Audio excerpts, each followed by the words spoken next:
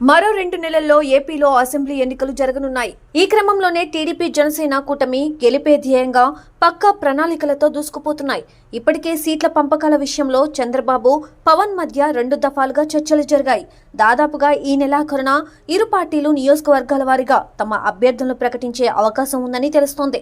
త్వరలో జరగబోయే అసెంబ్లీ ఎన్నికల్లో జనసేన అధినేత పవన్ కళ్యాణ్ మరోసారి ఎమ్మెల్యేగా భీమవరం నియోజకవర్గం నుండి పోటీ చేసేందుకు సిద్ధమవుతున్నట్టు ప్రచారం జరుగుతోంది. ఈ నేపథ్యంలో పార్టీ చీఫ్ కు సొంత ఇంటిని వెతికే పనిలో పడ్డారట జనసేన నేతలు. స్థానిక సిట్టింగ్ ఎమ్మెల్యే పవన్ కళ్యాణ్ విషయంలో నాన్ లోకల్ అంటూ ప్రచారం చేస్తున్నట్టు సమాచారం. ప్రజల్లో ఆ భావన ఉండకుండా చేసేందుకు సొంత ఇంటిని ఏర్పరచుకునేందుకు పవన్ కళ్యాణ్ చూస్తున్నారని తెలుస్తోంది. ఇదిలా ఉంటే మంగళవారం నుండి 2 రోజుల పాటు పవన్ కళ్యాణ్ భీమవరంలోనే బస చేయనున్నారు.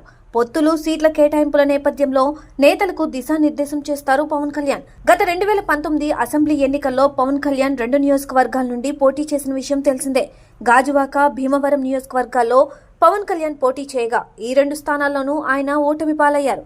అయితే ఈసారి అసెంబ్లీ ఎన్నికల్లో టీడీపీ జనసేన కూటమి పోటీ చేస్తున్న నేపథ్యంలో కేవలం 1 నియోజకవర్గం నుండే పవన్ పోటీ చేయనున్నారట.